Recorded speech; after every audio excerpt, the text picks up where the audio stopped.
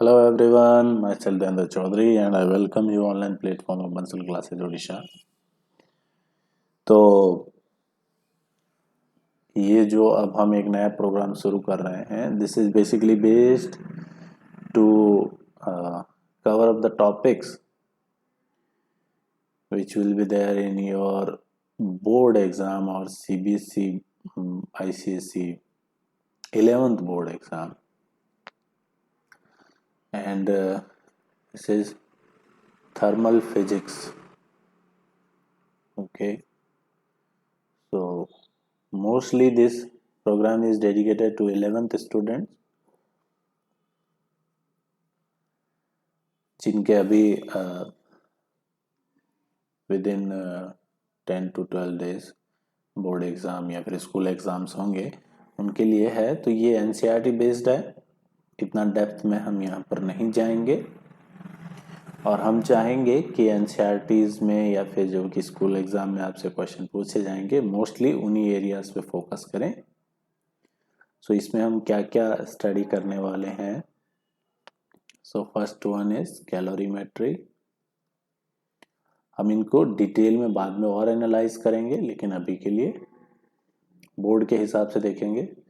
Calorimetry and heat transfer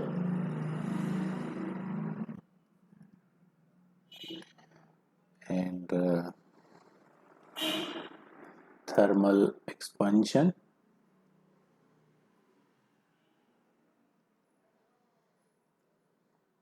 and KTG and thermodynamics. Okay, तो आज हम सबसे पहले कैलोरीमेट्री पर डिस्कस करते हैं। चलिए शुरू करते हैं हम calorimetry.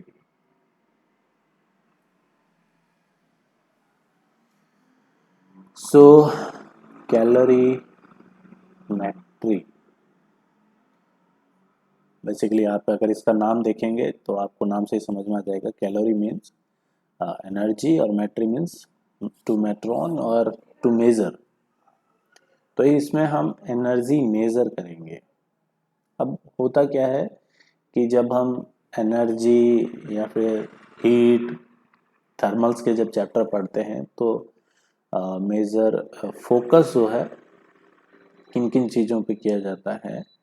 First one is how much, second one is how, and third one is what happened.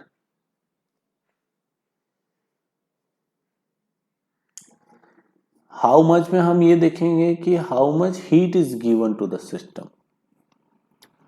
अब कैलोरीमेट्री में हम बेसिकली यही देखेंगे कितनी हीट दोगे तो वो बॉईल करने लगेगा या फिर उसका टेम्परेचर कितना राइज होगा, वो सब देखेंगे।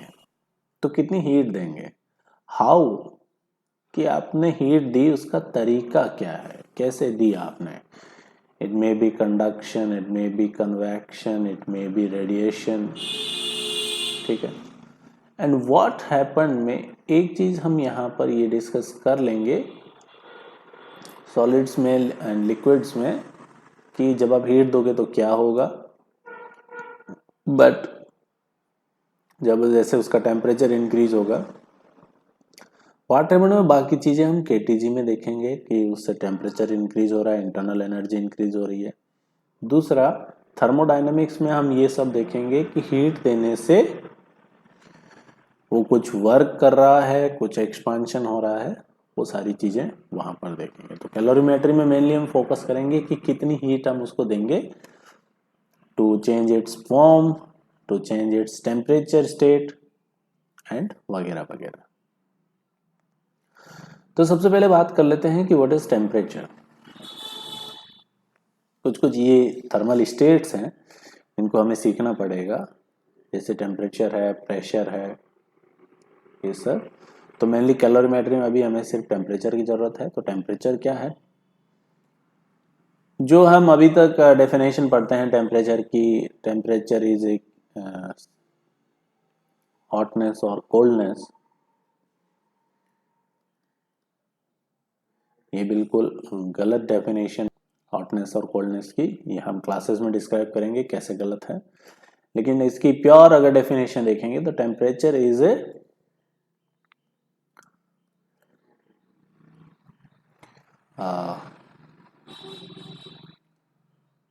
Indicator of internal energy. Temperature किसको इंडिकेट करता है? उसकी इंटरनल एनर्जी को। ठीक है, कितना गर्म है कितना ठंडा है उससे मुझे पता नहीं चलेगा कि उसकी इंटरनल एनर्जी क्या है, या फिर उसका टेम्परेचर कम है कि ज़्यादा है। ये बिल्कुल गलत कंसेप्ट है। तो this is true indicator of internal energy.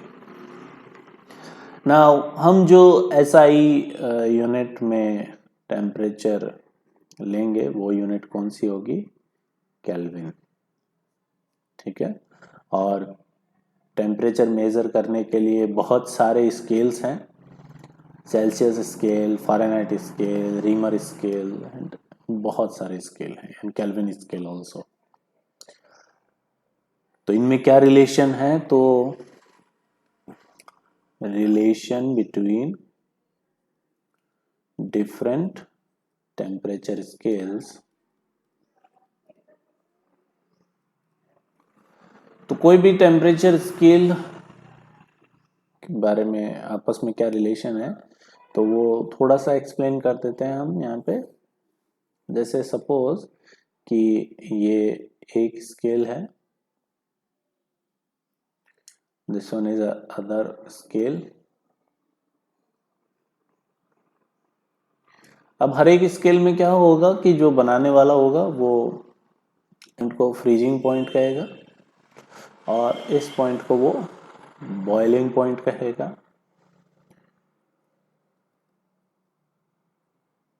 ठीक है, ओके। बट वो हो सकता है कि इनका जो डिवीजन है वो अलग अलग करे। कोई फ्रीजिंग पॉइंट को 0 कह सकता है, बॉइलिंग पॉइंट को 100 कह सकता है। दूसरा कोई अगर बॉइलिंग पॉइंट फ्रीजिंग पॉइंट को 16 कह दे, दूसरा कह दे 212 कह दे, और फिर अलग अलग डिवीजन में इसको डिवाइड कर दे, ये कुछ अलग डिवीजन में डिवाइड कर दे। ठीक है, तो इसमें अब रीडिंग चेंज हो जाएगी दोनों की, बट एक चीज जो है वो सेम रहेगी और वो ये है कि दोनों ही यहाँ पर क्या यूज कर रहे हैं? मरकरी। क्या यूज कर रहे हैं? मरकरी। दोनों ने क्या यूज किया है? मरकरी। और मरकरी, जैसे मैंने कहा कि जो टेम्परेचर है that is a true indicator of internal energy.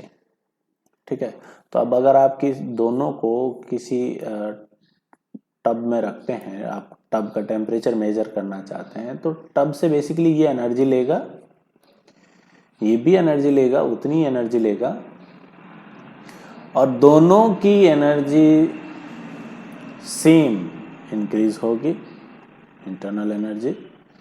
ठीक है, तो इसका मतलब ये नहीं कि दोनों का टेम्परेचर स्केल सेम हो जाएगा, बट दोनों का लीनियर एक्सपांशन सेम होगा। Linear expansion will be same, ये ध्यान रखना। दोनों में जो लीनियर एक्सपांशन होगा वो सपोज यहाँ तक हो रहा है तो इसमें भी यहीं तक होगा। ठीक है, तो लीनियर एक्सपांशन दोनों में सेम होगा। हम ये चीजें थर्मल एक्सपांशन में अच्छे से क्लियर करेंगे। लीनियर एक्सपांशन सेम होगा। अब जैसे मान लो इसका ये रीडिंग है C और इसका ये रीडिंग सपोज कुछ भी कोई भी, ये मान लो ये देवेंद्र, इसका है ये D। ठीक है, तो इनमें क्या रिलेशन होगा? तो ध्यान रखना, जो रेशियो है, रेशियो किसका? जो अभी ये reading this length upon this length remains constant for every scale. तो C minus 0 this length upon this length, या फिर C माइनस 0 को आप कह दें C minus freezing point upon boiling point minus freezing point, ये जो रेशियो रहता है किसी भी स्केल के लिए वो क्या रहता है, कांस्टेंट, ये ध्यान रखना। कोई भी स्केल हो चाहे, आप जब इसकी बात करेंगे तो इसका भी d minus freezing point upon boiling point minus freezing point, ये क्या रहेगा, कांस्टेंट।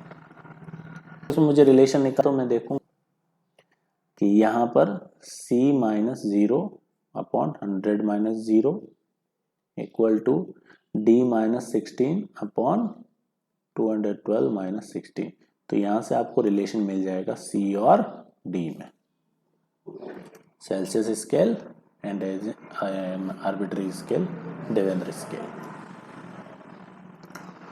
तो ये भी आप जान गए। अब सिंपली जैसे सेल्सियस और फ़ारेनहाइट में रिलेशन निकालना हो तो ये c/5 equal to f minus 32/9, ये आपको याद आना चाहिए। और वो टेम्परेचर जब दोनों की रीडिंग सेम होती है तो वो होता है 40 डिग्री सेल्सियस या फिर 40 डिग्री फ़ारेनहाइट। आप c इक्वल टू f रख दें तो आपको मालूम चल जाएगा कि दोनों की रीडिंग कब सेम होगी। ओके,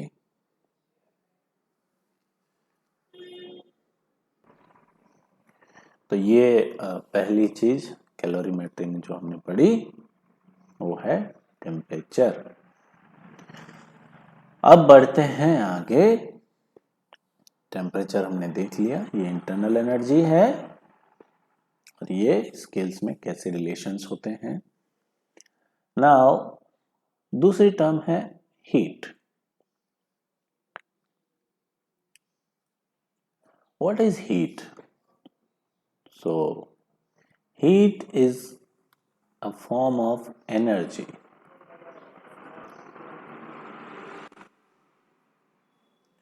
ठीक है, heat is a form of energy which is being transferred.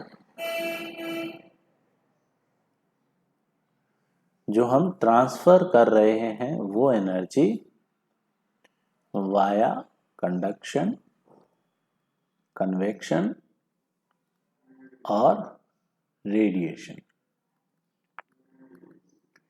इनसे जो हम एनर्जी ट्रांसफर करते हैं वो क्या है, हीट। ठीक है,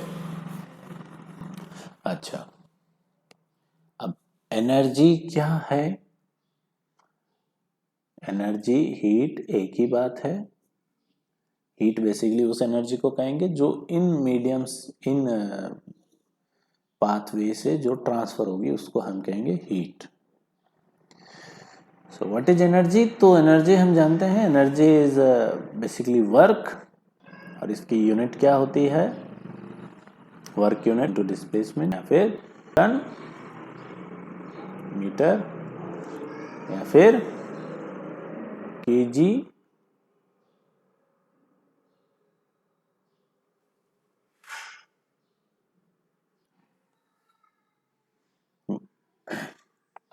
मीटर स्क्वायर पर सेकंड स्क्वायर, और इसी को हम क्या कह देते हैं, जूल। तो ये एनर्जी की यूनिट है, एसआई यूनिट है जूल। ठीक है, दूसरी यूनिट जो इसकी यूज की जाती है वो है कैलोरी। What is calorie? तो कैलोरी इज हीट, फिर energy required to increase the temperature of water from 1 degree Celsius. Water का टेम्परेचर 1 डिग्री सेल्सियस इंक्रीज करने में जो एनर्जी आप देंगे वो क्या होगी, कैलोरी। तो कितनी हीट देंगे? तो 1 कैलोरी इज 4.18 जूल। याद रखना इस चीज को। अगर आप वाटर का टेम्परेचर 1 डिग्री से इंक्रीज करते हैं तो कितनी हीट देनी पड़ेगी उसको, 4.18 जूल। या फिर लगभग लगभग 4.2 जूल। तो ये 1 कैलोरी, कैलोरी भी देख लिया हमने, ठीक है। कैलोरी बेसिकली हम यहाँ पर कैलोरीमेटर में बहुत ज़्यादा यूज़ करेंगे कैलोरी का।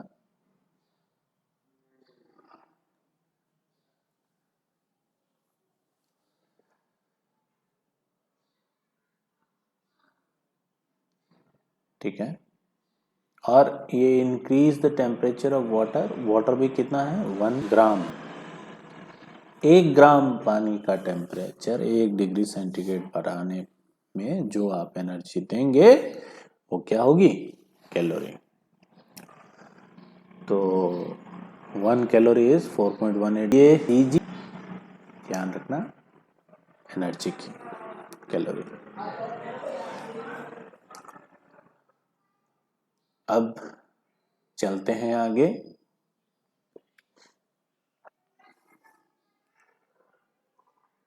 जैसे सिंबल एकदम याद रखें आप, वाटर के में वाटर 0 डिग्री सेल्सियस पे फ्रीज होता है एंड 100 डिग्री सेल्सियस पे बॉयल होता है, ठीक है।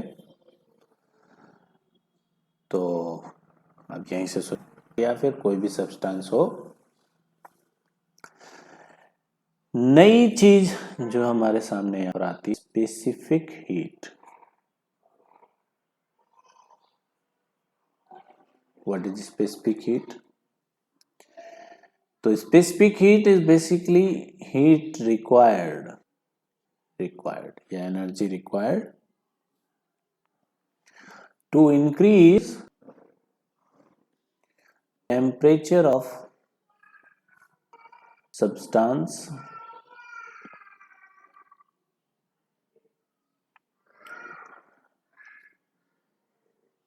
of unit mass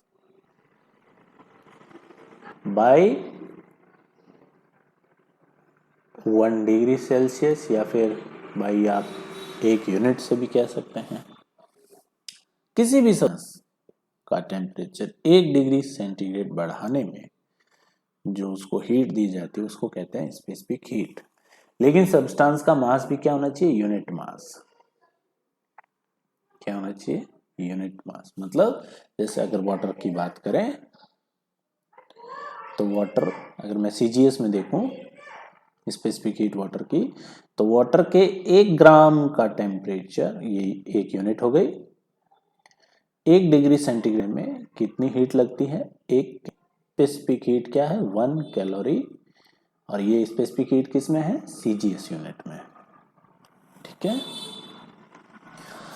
अब अगर मैं एसआई यूनिट में बात करूं तो एसआई यूनिट में आपका वाटर 1 ग्राम के बजाय हो जाएगा 1 केजी, और उसका 1 डिग्री सेंटीग्रेड टेम्परेचर बढ़ाने में कितनी हीट लगेगी।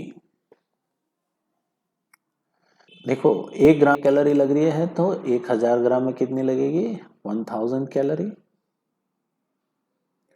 और 1 कैलोरी इज इक्वल टू 4.2, तो ये हो जाता है आपका 4200 जूल। तो वाटर की स्पेसिफिक हीट आप हमेशा इसमें रखेंगे, लेकिन ध्यान रखना मास आप ग्राम में लोगे। एसआई में देखेंगे तो स्पेसिफिक हीट होगी 4200 जूल, ठीक है। तो यहां तक आप अच्छे से नोट कीजिए, आगे बढ़ते हैं हम।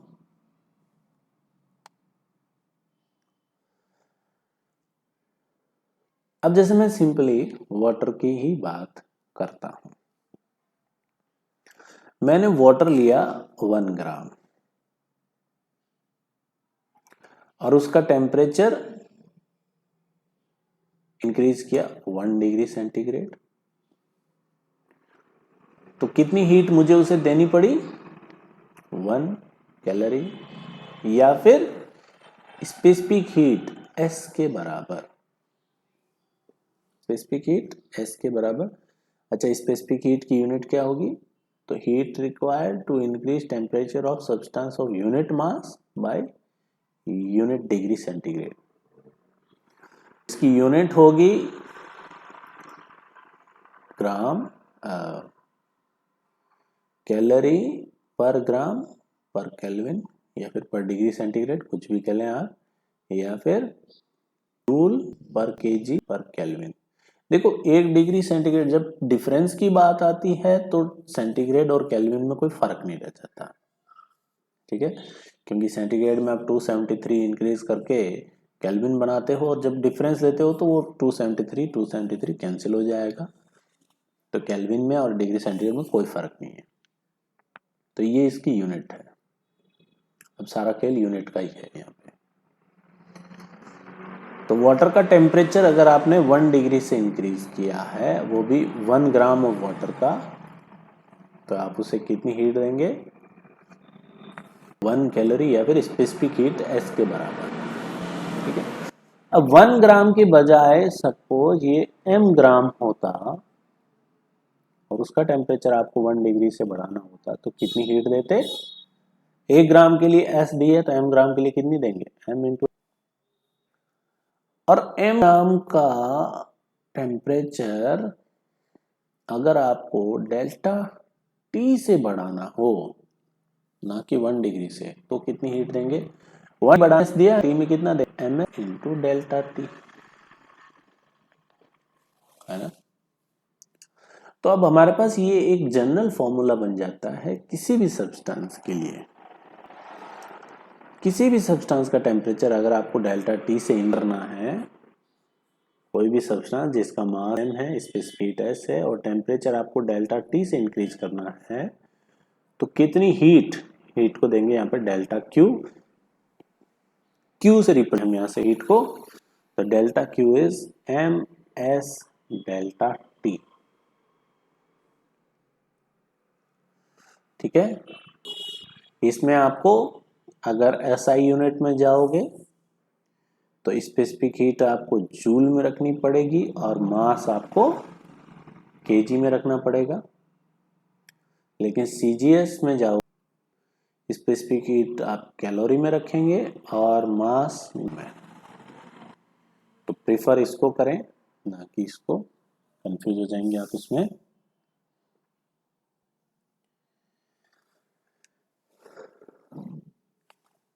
अब जैसे मान लो कि वाटर है, किसी भी टब में वाटर भरा हुआ है और 2 किलो वाटर है, ठीक है, और इसका टेम्परेचर है अभी सपोज 10 डिग्री सेंटीग्रेड। आपको ये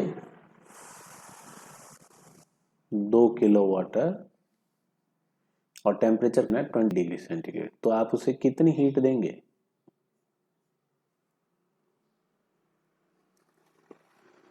तो इज डेल्टा T, मास कितना है? 2 किलो, तो आप रखोगे 2000 ग्राम, क्योंकि स्पेसिफिक हीट वाटर होती है 1 calorie per gram. Specific heat of water is 1 calorie per gram per kelvin. तो स्पेसिफिक हीट रखते हैं, specific heat delta T is, यहाँ पर देखें कितना आया है? 20 का, मतलब 10 का।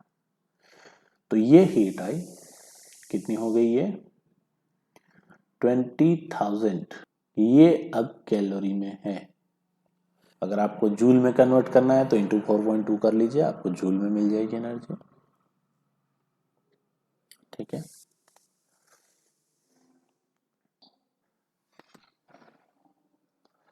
अब जैसे मान लो वाटर है 1 kg, ठीक है, और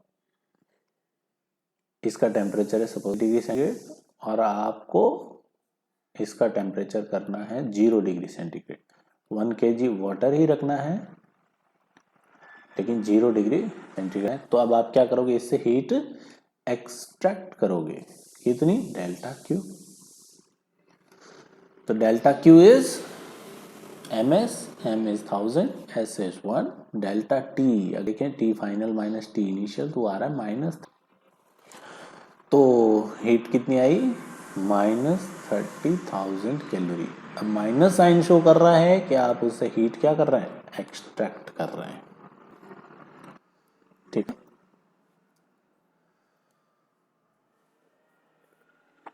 तो ये बात हुई वाटर की।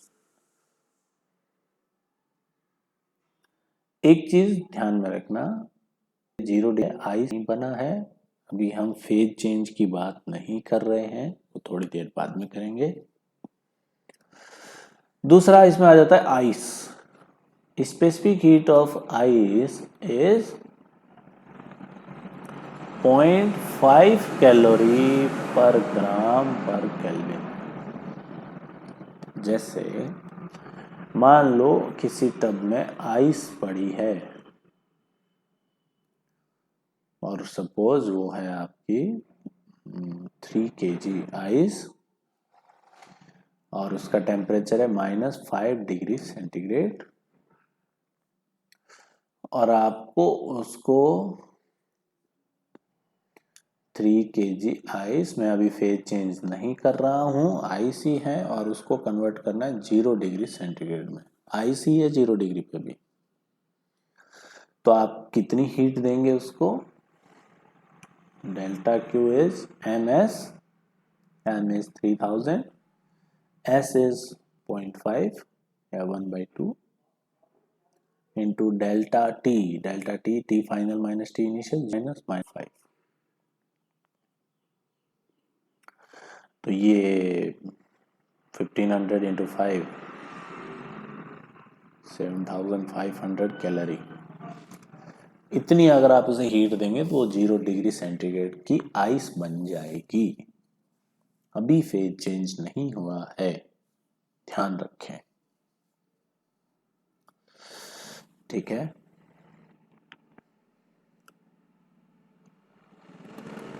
अब कुछ क्वेश्चंस, ये तो है ही, कुछ क्वेश्चंस ऐसे आएंगे, ये बाकी डेफिनेशंस वगैरह आप एनसीईआरटी में जाके अच्छे से पढ़ लें, इनकी डेफिनेशन लिखने को भी आ सकती है। जैसे कोई मिक्सिंग की प्रॉब्लम आ जाए कि भैया हमने एक वाटर लिया 2 kg और वो था 15 डिग्री सेंटीग्रेड, और उसको मिक्स कर दिया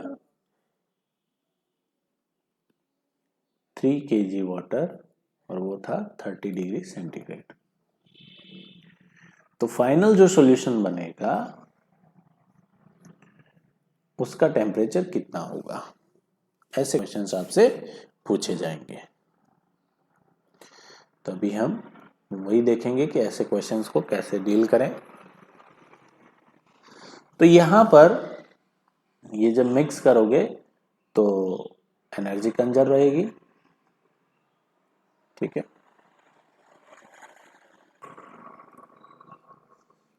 मतलब जितनी एनर्जी ये इसको देगा उतनी ये ले लेगा, एनर्जी में कोई लॉस नहीं है। ठीक है, तो आप एनर्जी कंजर्वेशन का इस्तेमाल करके इसको सॉल्व कर सकते हैं।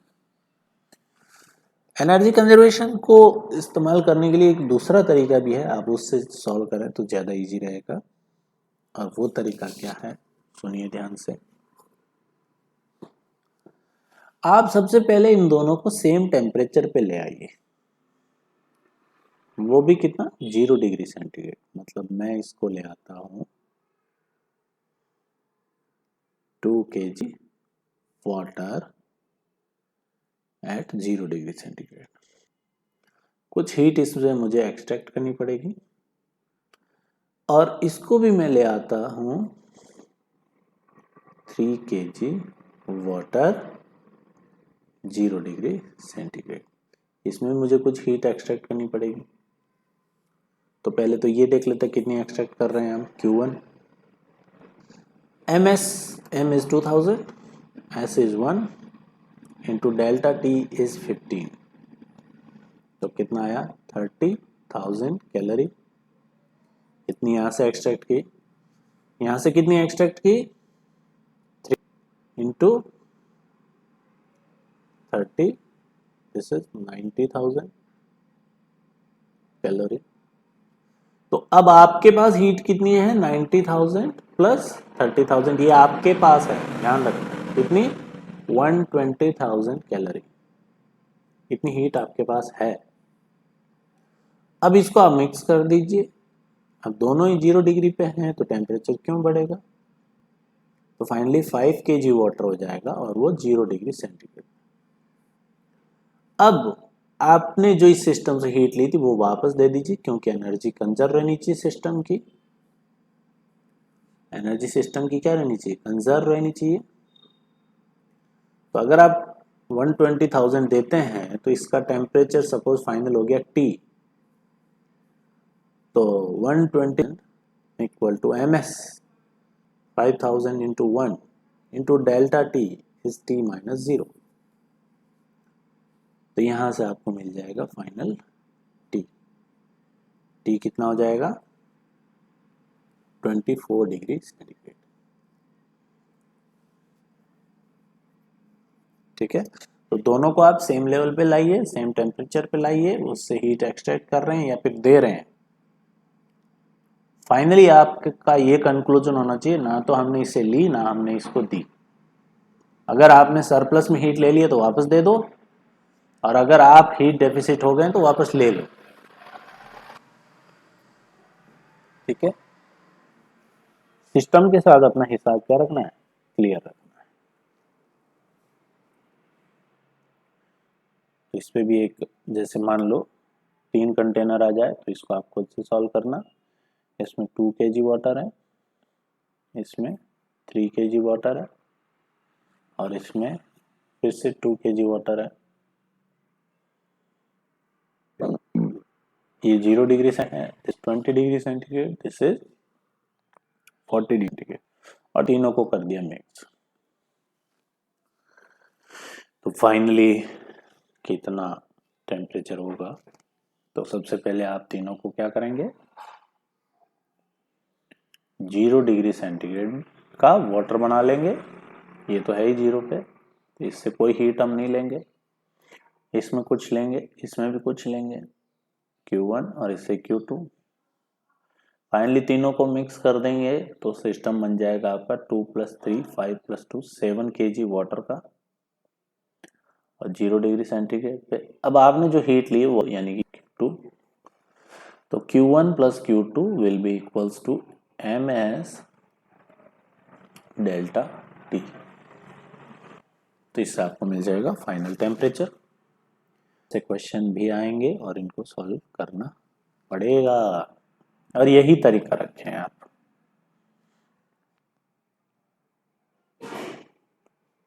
सेम आइस का पैटर्न है, आइस भी -50 -40 -30, वहां से हीट दोगे तो वो 0 के करीब आएगी। ठीक है,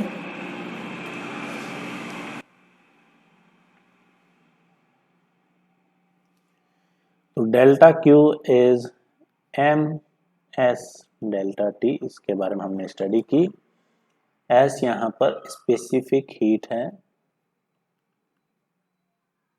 इसकी यूनिट होती है कैलोरी पर केल्विन, मतलब 1 ग्राम का टेम्परेचर 1 केल्विन बढ़ाने पर कितनी हीट हमने उसको दी।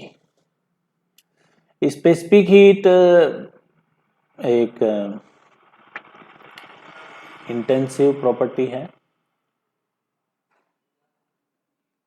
मास पे डिपेंड नहीं करती। दूसरी बात ये मटेरियल पे डिपेंड करेगी, वाटर है, आइस है, स्टीम है, क्या है, मटेरियल डिपेंडेंट है। और ये ऑल्सो डिपेंड्स ऑन टेम्परेचर। तो ये टेम्परेचर पे भी डिपेंड करती है, बट पानी के लिए ये 0 से लेके 100 तक लगभग कांस्टेंट रहती है, तो हम इसको ज़्यादा तवज्जो नहीं देते हैं। बट ये डिपेंड, जब लाइव क्लासेस करेंगे तो उसमें ये भी देखेंगे, जब टेम्परेचर डिपेंडेंसी होगी तब चीज़ों को कैसे डील किया जाएगा, इंटीग्रेशन वगैरह लगेगा। m यहाँ मास ऑफ सब्सटेंस है जिसको ग्राम में लेना है, अगर स्पेसिफिक हीट आप कैलोरी में ले रहे हो तो। यहां पर ms mass into specific heat in term जाता है हीट कैपेसिटी। हीट कैपेसिटी इसकी यूनिट क्या हो जाएगी, कैलोरी पर केल्विन। ग्राम हट जाएगा इसमें से, ms is heat capacity. Heat capacity किस पर डिपेंड करती है, तो ये स्पेसिफिक हीट पे तो करती है, तो ये सारे मटेरियल तो आ ही जाएंगे उसमें। उसके साथ साथ ऑल्सो डिपेंड्स ऑन मास। तो ये एक्सटेंसिव प्रॉपर्टी है, ये मास पे डिपेंड करती है, जाहिर सी बात है। ms इसको h यानी कि हीट कैपेसिटी बोलेंगे। तो इसकी हमने कर ली बात, ठीक है। अब चलते हैं आगे।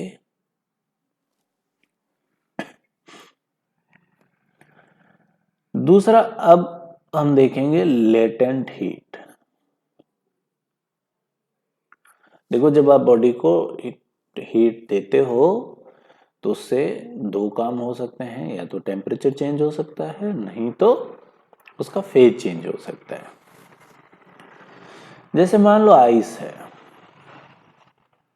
0 डिग्री सेंटीग्रेड में, अब आपने इसको टेम्परेचर दिया, मतलब हीट दी, बट इसका टेम्परेचर इंक्रीज नहीं हुआ। 0 डिग्री पे था, आपने सोचा आइस थी, 0 डिग्री से 1 डिग्री आइस बन जाएगी, 2 डिग्री आइस बन जाएगी, बट ऐसा नहीं हुआ। क्या हुआ कि ये जो 0 डिग्री की आइस थी वो बन गई आपकी वाटर, 0 डिग्री वाटर। ध्यान दें यहां पर भी टेम्परेचर 0 है, यहां पे भी 0 है, तो टेम्परेचर तो इंक्रीज नहीं हुआ, तो ये हीट गई कहां, तो ये हीट गई बेसिकली थे उनको ब्रेक करने में, ठीक है। और वो हमें विजिबल नहीं है, तो इसीलिए भाई हम किसी को हीट दें और उसका टेम्परेचर बढ़े तो ये तो विजिबल है कि हाँ हीट जो दी वो काम आई, बट आपने हीट दी टेम्परेचर नहीं बढ़ा, मतलब वो कहीं रहस्यमयी मौत मारी गई हीट, मतलब वो छुपी हुई एनर्जी की भरपाई करने चली गई। That's why this is called latent, छुपा हुआ। तो लेटेंट हीट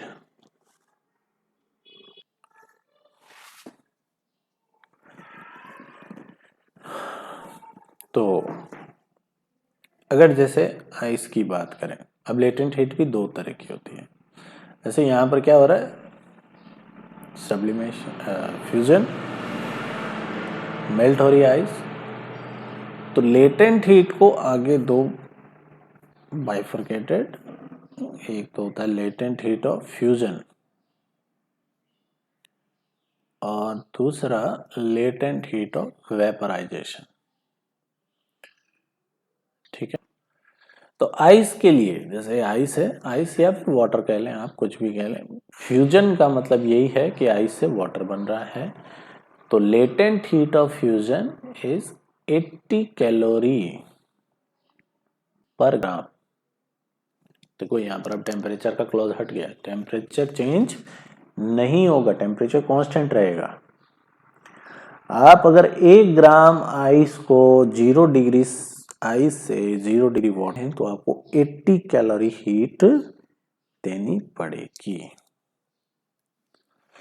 और अगर 1 ग्राम वाटर को 1 ग्राम वेपर बनाए, और वो भी कहां पे, 100 डिग्री पे, तो latent heat of vaporisation is 540 calorie per gram, ठीक है। मतलब 1 ग्राम वाटर है 100 डिग्री पे, उसको वेपर बनाना है तो 540 कैलोरी आपको उसे देनी पड़ेगी। जैसे मान लो अभी हमने देखा कि 1 ग्राम आइस 0 डिग्री पे, उसको हमें कन्वर्ट करना है 1 ग्राम वाटर, अभी भी 0 ही रहेगा वो। ये आपका फेज चेंज हुआ और इसमें आपने heat the, latent heat of fusion. अब सपोज कि m ग्राम आइस है, वही 0 डिग्री पे, तो कितनी हीट देंगे हम उसको? 1 ग्राम LFD है तो m ग्राम के लिए m इंटू एल एफ।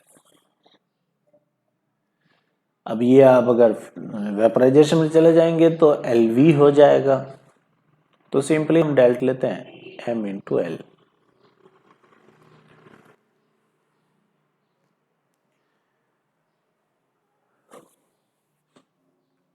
तो ये ध्यान रखना है, m यहाँ पे भी आपको ग्राम में ही लेना है, ठीक है। अब जैसे एक सिंपल क्वेश्चन करते हैं कि आइस है,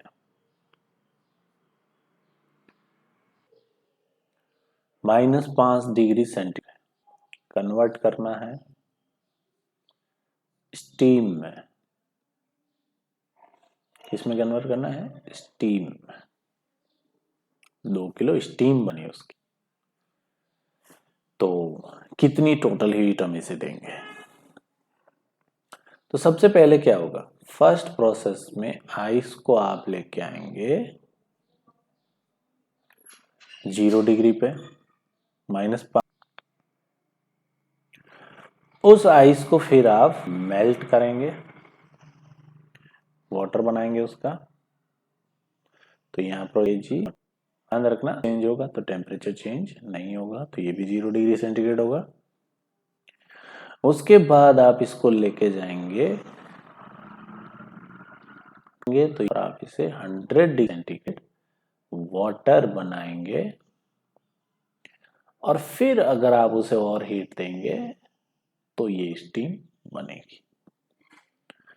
तो यहाँ पर 100 डिग्री वाटर होगा, यहाँ पर डिग्री का, तो यहाँ पर देखो फेज चेंज हो गया, टेम्परेचर चेंज नहीं हो रहा।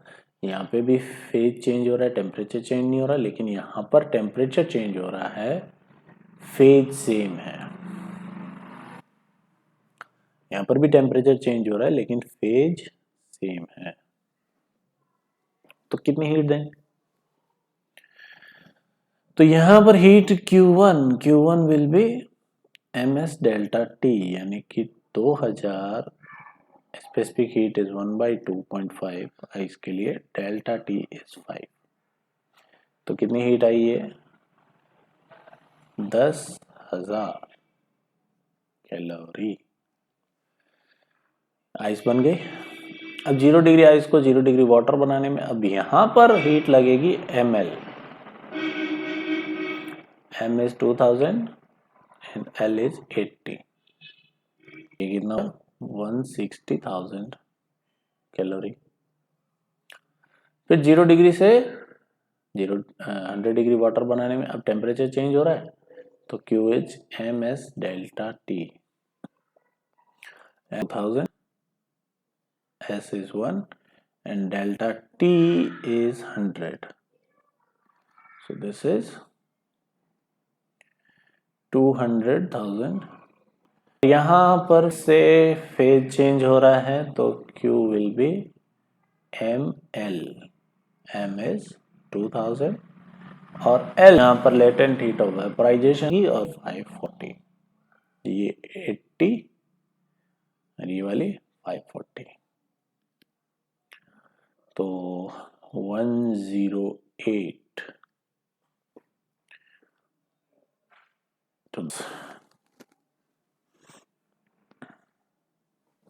तो इतनी आपको हीट देनी पड़ेगी। अब आप सबको ऐड कर लीजिए,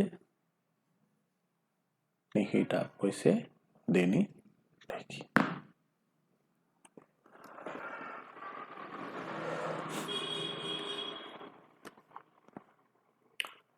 तो ये कैलोरीमेट्री पे छोटा सा एक इसमें एक चीज ग्राफ से रिलेटेड भी आती है, तो वो भी आप देख लें।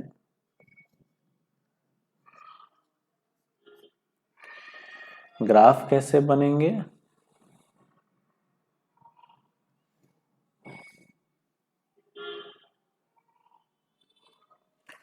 सपोज आप आइस है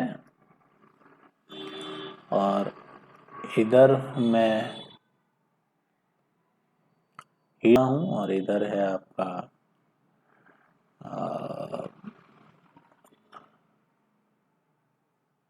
इधर है टेम्परेचर, नहीं इधर है temperature.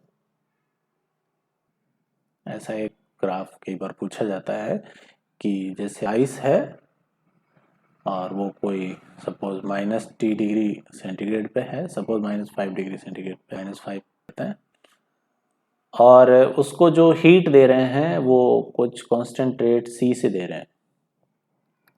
C is energy transfer पर सेकेंड, ये कांस्टेंट है।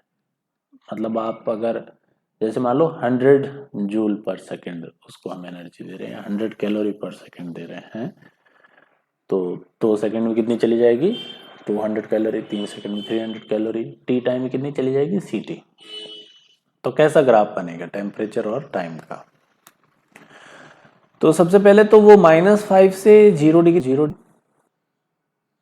और फिर वो जाएगा 100 डिग्री, और उसके बाद वो मेल्ट हो जाए, वेपराइज हो जाएगा। तो -5 से लेके 0, तो ये तो टेम्परेचर चेंज हो रहा है। तो Q is ms delta T। ms delta T को आप लिखें T-5, ठीक है। और Q जो है वो है आपका कोई constant rate C into T, तो ms T। तो यहाँ पर देखें आप, टेम्परेचर जो है, देखिए टेम्परेचर क्या हो गया? CT upon ms। Temperature is directly proportional to time है, और ये उसका स्लोप हो जाएगा। तो लाइन, स्ट्रेट लाइन की इक्वेशन है ये। तो स्ट्रेट लाइन ऐसे टेम्परेचर इंक्रीज करेगा, और ये इसको अगर थीटा कह लें तो tan थीटा कितना हो जाएगा? C/ms। अब 0° और ये टाइम आपका सपोज T1। 0° पे आने के बाद अगर आप और उसे हीट देते हैं तो वो मेल्ट होगा, टेम्परेचर कांस्टेंट रहेगा।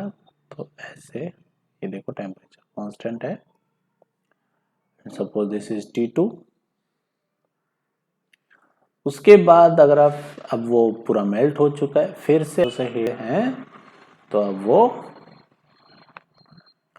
टेम्परेचर उसका बढ़ेगा